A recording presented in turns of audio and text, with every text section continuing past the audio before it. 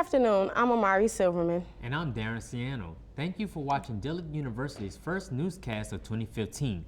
According to the New Orleans Police Department, 2 gunmen burst into one of Dillard University's dormitories and beat 2 students before robbing them. The incident happened just before 1 a.m. Friday. Police say the 2 men, armed with guns, entered Williams' dormitory and forced 2 18-year-old students to the floor.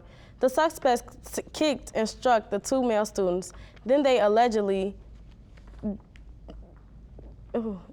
beat the victims, searched the victim's pocket, and fled with an iPhone 6, cash, and a wallet.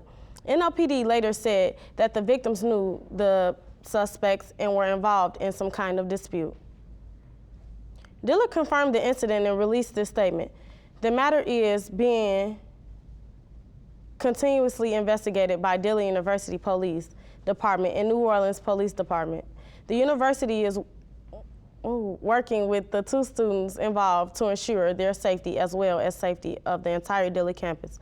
The safety of the university students, staff, faculty, and paramount to end all precautions and being taken continually.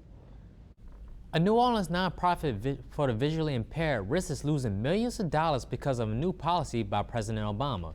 WWT reporter Mia Malone spoke with the staff and U.S. Representative Steve Scalise, who fear more jobs will be lost if the president doesn't reverse his decision.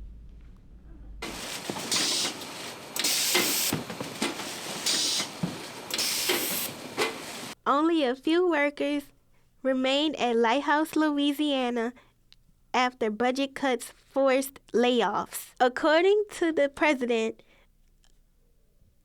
of the nonprofit that provides jobs for the blind, President Barack Obama changed a procurement policy forcing the U.S. to buy products from Afghanistan and Central Asia instead of the U.S. The impact that has on the Lighthouse is not only do those folks who were making that product not have jobs, but the profit or what we would have made on those items supports our services. The workers behind me are impacted by the president's decision, and without those jobs, they cannot make a living. For the cuts, about 45 employees repackaged mess hall trays and plates used by American soldiers overseas. Obama decided to outsource the job, hoping to strengthen diplomatic relations. Meanwhile, his decision has cost the agency $18.9 million in sales since 2012.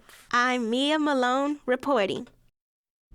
Lighthouse has benefited from a nearly 80-year-old federal program that provides an advantage in winning contracts to nonprofits that employ blind or significantly disabled workers. But that program, called Pt.1, has seen declines in recent years. Einstein Charter, once a struggling school that was eventually shut down because of Hurricane Katrina, gets a much-needed overhaul from Dillard students and the community. The Cleanup and Beautification Efforts Center around the 10th anniversary of Katrina, where residents across the city participated in a day of service. Here's the story. Dillard University teams up with Hands On New Orleans as a way to commemorate the 10th anniversary of Hurricane Katrina. This was their way of giving back to a community that sustained millions of dollars of damage due to the storm in 2005. You know, helping other people is one of the best things that you can do as a person, and so it's just great to see that they're excited to help our community and really become enmeshed in New Orleans. People from all over gathered together to help serve the community for Hurricane Katrina's 10th year anniversary day of service. While people are hard at work, this is not only about giving back, this is about rebuilding the city they love. The Director of Development for Hands On says that the response from the community has been overwhelming. Incredible to think this many people care so much about this city. That's one of the biggest things about New Orleans that you don't find anywhere else, is that this city, resilient is the only way to explain this city. At least 1,000 participated at Einstein Charter School in New Orleans East. Thousands more participated in other parts of the city as well. And since Dillard University sustained the most amount of damage out of all the colleges in the Crescent City, Dillard students say they felt compelled to help out any way they could. At its peak, the school, formerly known as Sarah T. Reed, was awarded $5 million by the U.S. Department of Education through its charter schools program. The school will hold nearly 2,300 students starting with 6th, 7th, and 8th grade. Each year a grade will be until the administration graduates its first senior class in 2020. Burying the past and moving forward. That was the overall atmosphere at Dillard University's jazz funeral. WDUT reporter Joycelyn Daggs was there as the campus commemorated the 10th anniversary of Hurricane Katrina, hoping to put a harmonious spin on a sour note. Joycelyn? It was emotional to say the least. Many gathered in the center of campus to remember the destruction Hurricane Katrina caused on 55 acres of land. They say the jazz funeral served as the bridge, leaving behind what was and pushing forward to what is.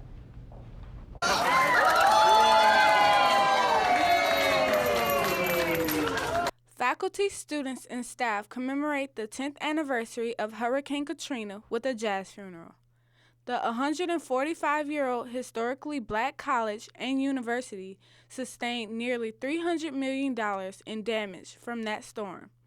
Those in attendance took time to remember that awful day, but also to share stories of triumph. And we wanted to make it a very reflective, spiritual, purposeful event for all without so much focusing on the tragedies and the ills of that particular day or that particular event. And we realized that we wanted to have the theme of to release and to live with purpose. The university's damage was extensive, and some of those in attendance also suffered a great personal loss. I didn't lose any loved one. I was fortunate enough to didn't lose any loved one, but I lost everything that I owned because I had 8.5 feet of water in my home during Katrina, and the water remained in my home for 13.5 days before they was able to cycle the water out. As the brass band continued the tradition of New Orleans, the doves flew as a sign of hope and freedom. It was like freedom. We went through a lot, and when they released the dove, that was just like releasing our spirit, go free again. Though the tragedy of Hurricane Katrina runs deep in the hearts and minds of New Orleanians, it has not broken their spirits.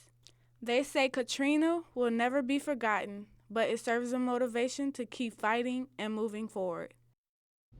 The campus has been fully restored. Future plans are in place to continue upgrading what alumni and others affectionately call Avenue of the Oaks. Continuing with the 10th anniversary of Hurricane Katrina, some of Dillard University's brightest and creative students participated in the spoken word. They recited what some are calling the profound poetry of the 21st century. After the 29th of August, what I hear often referred to as water under the bridge. As the sun sets on a beautiful Thursday evening, Dillard University students came together in the library to commemorate the 10th anniversary of Hurricane Katrina through a spoken word poetry session. While some show off their skills, others share memories. It was fluid. It was hard to write about in the sense of, as writers, we sometimes start writing some things and we look at the page and go, whoa. With the first week of school coming to an end, the Dillard University's library looks to host more events pertaining to the art of poetry. In 2005, Dillard's campus sustained an estimated $340 million in damage due to the storm. Some attending the event experienced personal losses as well. Library Director Cynthia Charles says that's one of the reasons why spoken word was needed, to give folks an outlet to vent and reflect. They were very explicit and very heartfelt poetry and spoken word that was performed tonight.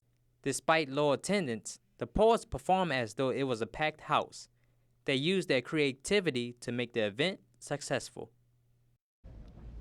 Practically every campus and university has a party to welcome the incoming freshman class, and Dillard is no different. WDUT reporter Cameron Tyler, who is a graduating senior, caught up with some of the newbies at the rap battle event when they say more of them feel right at home. Cameron? Nearly 300 freshmen enrolled on the Dillard's campus for the fall of 2015. Many say they're just happy to be there and made their presence known during Welcome Week at Dillard's first ever rap event. Dillard University hosts a rap battle called the Rapper's Corner, located in the Student Union as a part of Welcoming Week. Look, I'm from the west side, where we do or die with a semi-bullet fly. Everybody wanna say that they finna pipe down. I told them I'm about to lock around, go ahead and put my arm around you. Dillard students listen in as some of their peers showcase their rapping styles. So far, I think that the rap battle's going real well. You know, we got some nice rappers out there. The first rounds were a little shaky, but then after everybody warmed up, it got a little better, you know. And I'm excited to see who's gonna take the championship. I think the event's going pretty good, actually. There's a couple of talented rappers up there, a couple of people from our school. It's good to see somebody using their creativity in a good way instead of a bad way. Just hope everybody can have a nice time and come out and enjoy themselves. This is the first rap battle hosted by Dillard during Welcoming Week. Welcome Week, always held the first week of the fall semester, is a relaxed way for new students to introduce themselves and become acclimated to the campus. Because the event was well received, the administration plans to have more in the near future. Coming up next is Dillard's hip-hop president, Dr. Walter Kimbrough. He'll talk about the recent violent act that occurred on campus, controversial brain food, guest star Karen Steffens, and Founders Day, Dillard University's theater department, which celebrates its 80th season. Welcome back to the show. We are now joined by Dillard President, Dr. Walter Kimbrough. We appreciate you being here. Well, let's get right to it. A week ago, two gunmen beat and robbed two Dillard students in the dormitory. Quite naturally, students and parents are a little uneasy and want to know what happened, and is the university doing to the students to make sure they're safe? Well, I think safety on college campuses is a huge issue now. You've had the shooting in Oregon, there was a shooting at Texas Southern recently. Here in New Orleans, there have been several incidents of crime. At Tulane recently, a gunman held up students in, I think, the University Center. So the main thing I try to tell people is that historically people have said that college is not the real world, but it is. And we have to deal with real world issues like crime and those kinds of things. And so you have to practice the same kind of personal safety that you would anywhere else in this city.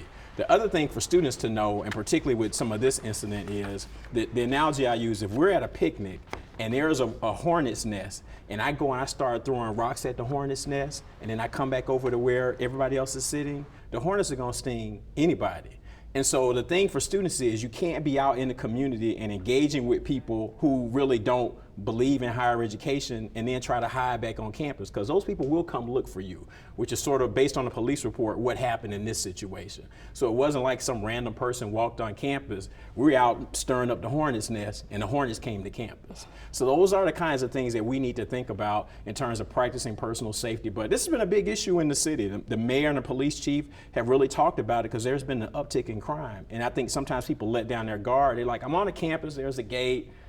No, this is the real world. So if you can have crime anywhere, even on the street where I live, there was a lot of crimes. They were kicking in doors, and this is, you know, high-priced neighborhood where the Dillard house is. So we all just have to be vigilant, and we should have an advantage being on the campus because, as I try to tell students, we have 1,200 plus pairs of eyes, which makes it hard for criminals because they know, you know, at a college campus, there's students walking around all the time. So there's a greater likelihood of being caught on the campus, and we have to use that to our advantage. And of course, on October 21st, your brain food segments are very popular. And of course, you have Karen Steffens coming. Why is she so controversial? Right, that's a good question. And it's interesting, she's someone I've known for 9 years. When her first book came out, and she has 3 New York Times bestsellers, she spoke on my previous campus and she was great. She was fantastic. And of course it's controversial because you have now someone who is a video person step up and say, I'm gonna tell my story. Usually in a lot of songs, you know, rappers will talk about all of their conquests. Well, this is a person who said, I was involved with these people and I'm gonna tell the truth about it. So it made it somewhat controversial. But one of the things that I've learned over time, when you wanna deal with issues like domestic violence, I think, and Chuck D from Public Enemy says, celebrity is a drug of choice in America. If I brought in the nation's leading domestic violence expert, when nobody comes. That's just a fact. There'll be some professor from Harvard will come sit in and there'll be 3 of us sitting there listening to that person. You bring in someone like Corinne Steffens, people just like, oh, the controversy, they'll want to come see that. But she has a lot of substance and really has talked about, these are the things that happened in my background, being kidnapped, being raped, all of this before she was a teenager. How did that then create some kinds of behavior that she's been engaged in, and even the men that she's been involved with? She's been in a number of abusive relationships, so there's a cycle. The thing that we learn in working on the college campus is that there are lots of students, they talk about this idea of teen dating violence. We have students on our campus that are in abusive relationships now that we know about. And so how do you get them to start thinking differently about that? And so she's very passionate about the subject. She brings a lot of attention, which I want, because I want people there. And that's just part of the formula that works. As a part of the lecture series I've done, I've had people like Nene Leakes, who was a college student, was in an abusive relationship. Pep from Salt and Pepper, when she was married to Tretch, that was an abusive relationship. Big crowds come out for that. So part of it is you have to try to manage to say, how do I get the message to the people? And sometimes that means bringing someone who might be deemed controversial. That's a part of it. Founders Day is next week. Can you tell us a little more about it? Well, so Founders Day is the time when we celebrate and commemorate the history of the institution. Recently, we had some of us watch the movie Rosenwald. You know, one of the prominent buildings where my office is Rosenwald Hall. And so Julius Rosenwald, along with the Stern families, were part of this Jewish community that helped establish Dillard University. And it was really this multicultural group of people that helped establish the institution. And so that's when we commemorate this every year. So we'll have Founders Day, and it ties in with other things that are going on, but the speaker is Garrett Morris, who is a legendary actor. People might know him from Car Wash, that's in the 70s, before y'all were born. Almost before I was born. I was too young to remember that. I know him more for like Martin and Jamie Foxx show.